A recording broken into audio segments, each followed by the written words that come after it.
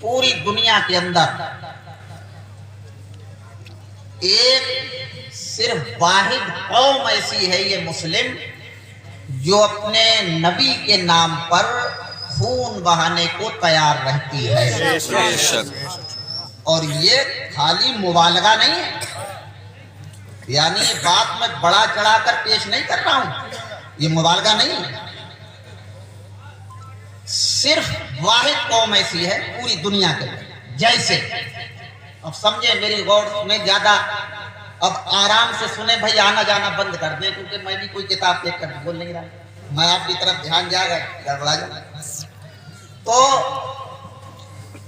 ये मुबालगा इसलिए नहीं है कि आपने देखा होगा कि बच्चा छोटा होता है तो उसका खतना होता है, और मैं यहाँ की जबान बोलने लगूं, मैं तो यहाँ का बाशिंदा हूँ, मुसलमानी होती है छोटा बच्चा।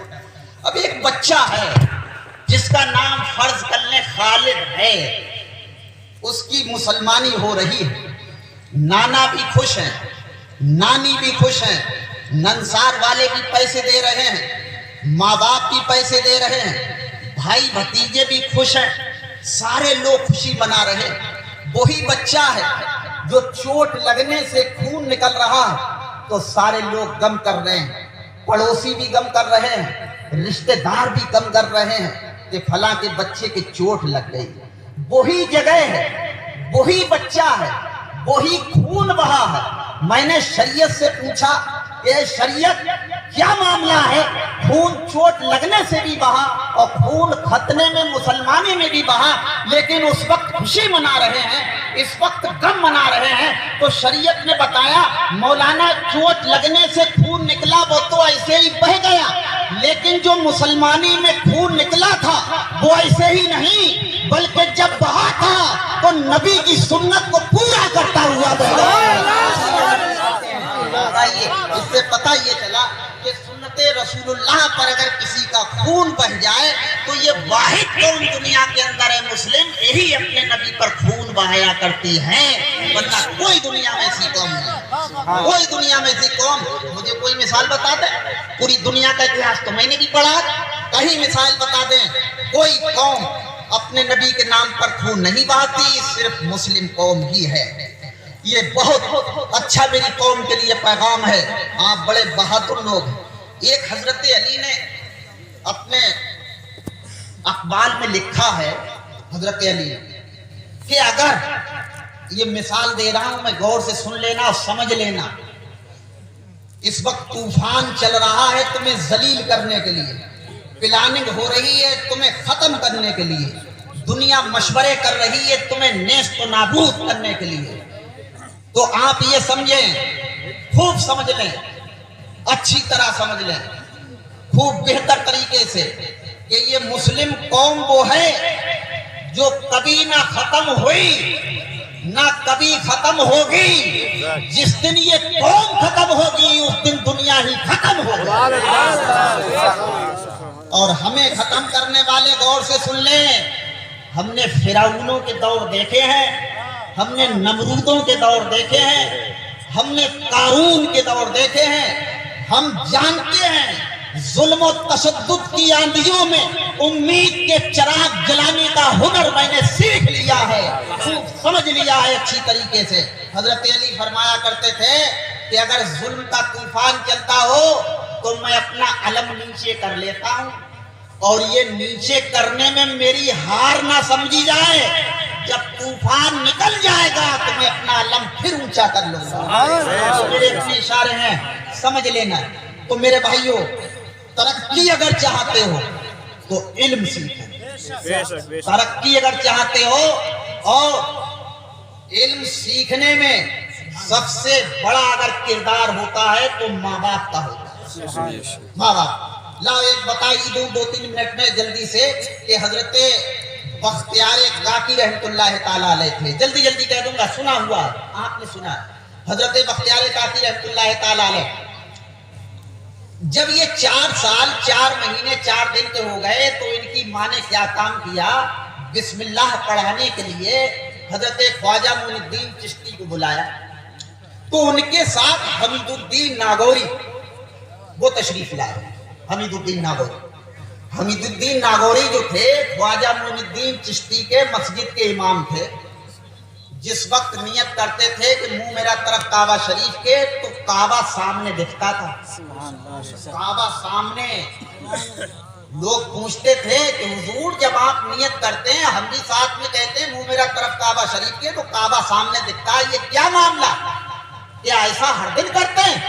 بولے اللہ کی قسم جب مصلی پر کھڑا ہوتا ہوں جھوٹ نہیں بولتا, پہلے کعبے کو دیکھ لیتا ہوں اس وقت کہتا ہوں منہ میرا طرف کعبہ شریف. تو یہ تھے حضرت بختیار کاکی رحمۃ اللہ تعالی. ہوا یہ کہ ان کو حمید الدین ناگوری رحمۃ اللہ تعالی علیہ نے بسم اللہ شریف پڑھائی. اب انہوں نے بسم اللہ شریف جب پڑھی, بتائیے 4 سال کا بچہ, 4 سال 4 مہینے 4 دن کا, تو انہوں نے خالی بسم اللہ ہی نہیں پڑھی بلکہ 15 پارے قرآن کے اور سنا دیے. اور ان سے جب پوچھا گیا, حمید الدین ناگوری رحمۃ اللہ تعالی علیہ نے پوچھا, بچے ہم تو بسم اللہ پڑھانے آئے تھے, تم نے 15 پارے ہمیں کیسے سنا دیے؟ بولے اللہ کی قسم میری ماں کا یہ طریقہ تھا کہ مجھے گود میں لے لیتی تھی, جب تک کہ 15 پارے روز پڑھتی نہیں تھی دنیا کا کوئی کام نہیں کرتی تھی. یہی وجہ ہے کہ مجھے 15 پارے زبانی یاد ہو گئے. کاش میری ماں پورا قرآن روز پڑھتی تو میں آج پورے قرآن کا حافظ ہو جاتا. بتائیے, تو قرآن جبھی تو یاد ہو گیا, یہ 15 پارے جبھی تو یاد ہو گئے جب ماں قرآن پڑھتی تھی. اور ماں اگر گانا گاتی ہوتی تو گانا یاد ہوتا, ماں چغل کھوری کرتی ہوتی تو چغل کھوری یاد ہوتی, ماں جھوٹ بولتی ہوتی تو اس بچے کو جھوٹ یاد ہوتا. پتا چلا کہ ماں کی گود بچے کا پہلا مدرسہ, ماں کی گود بچے کا پہلا مدرسہ. آخری بات یہ ہے کہ دنیا میں جہاں کہیں بھی رہو یہ سمجھ لو کہ اللہ اس کا رسول ہمیں دیکھ رہا ہے. میری آخری بات ختم. یہ تو اب میں اوپر کی مثال دوں, یہ بیکار کی بات ہے, تھوڑا اور نیچے آ جائے. اگر میں نبی صلی اللہ تعالی علیہ وسلم کی مثال دوں, حدیث کا ترجمہ کروں تو وقت تھوڑا زیادہ ہو جائے گا, تو میں تھوڑی مثال ایک ان کی لے لوں کہ حضرت خواجہ باقی باللہ تھے, مہرولی شریف میں مدار ہے ان کا دلی, جایا کرو بزرگوں سے لگا رکھا کرو. اچھی بات, بزرگوں کے واسطے سے جو دعائیں مانگی جاتی ہیں تو وہ دعائیں جلدی قبول ہوتی ہیں, بڑی جلدی قبول ہوتی ہیں. تو حضرت 5 منٹ ہیں صرف, حضرت خواجہ باقی باللہ رضی اللہ تعالی عنہ, یہ بلی کو پالا کرتے تھے. بلی, اس بلی ولی کے پاس رہ کے روز جب وہاں رہتی تھی تو رہ کے اس کو ایسا علم حاصل ہو گیا کہ اگر وہ 5 مرتبہ, اگر 5 مہمان آنے والے ہوتے تو بلی 5 مرتبہ بول دیتی, اور 4 مہمان آنے والے ہوتے تو 4 مرتبہ بول دیتی, اور 3 مہمان آنے والے ہوتے تو بلی صبح 3 مرتبہ بول دیتی. نان بائی روٹی پکانے والا 3 لوگوں کا کھانا تیار کر لیتا تھا. مطلب یہ تھا کہ بلی کا وہ انتظار کرتا تھا کہ بلی جتنا مرتبہ بولے گی اتنا کھانا تیار کر لوں گا. ظاہر بات ہے اس زمانے میں مہرولی شریف کے اندر غریبی رہی ہوگی تو زیادہ کھانا تیار نہیں کرتے تھے, اتنا ہی کرتے تھے جتنی مرتبہ بلی بولتی تھی. ہوا یہ ایک دن بلی بولی 4 مرتبہ اور مہمان آ گئے 5. کسی کتاب میں یہ لکھا کہ بلی بولی 3 مرتبہ اور مہمان آ گئے 4. بہرحال یہ سمجھ لیا کہ 4 مرتبہ بلی, 3 مرتبہ بلی بولی اور 4 مرتبہ مہمان آ گئے. نعرہ تکبیر, نعرہ رسالت, علماء اہل سنت, علماء اہل سنت مسلک اعلی حضرت, نعرہ تکبیر, نعرہ رسالت. حضرات توجہ دیں,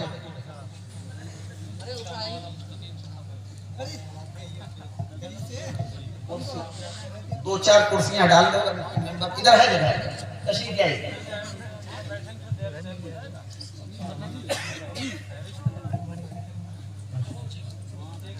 درود شریف پڑھنے اللہ سیدنا سیدنا و حبیبنا صلی اللہ صلی اللہ تعالی علیہ وسلم.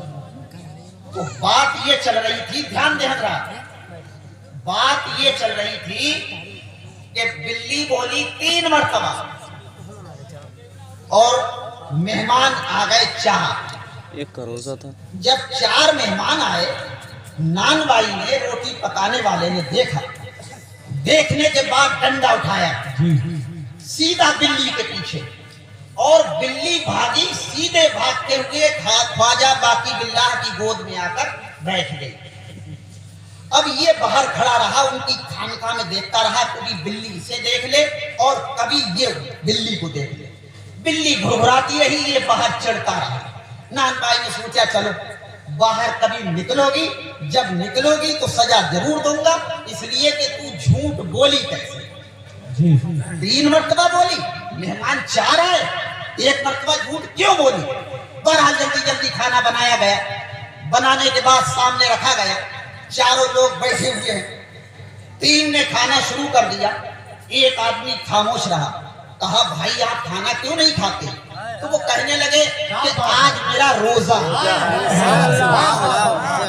آج میرا روزہ ہے. پتا چلا بلی صحیح بولی اور نانوائی بھی صحیح تھا. اس نے تو اپنی آنکھوں سے دیکھا کہ 4 لوگ آئے.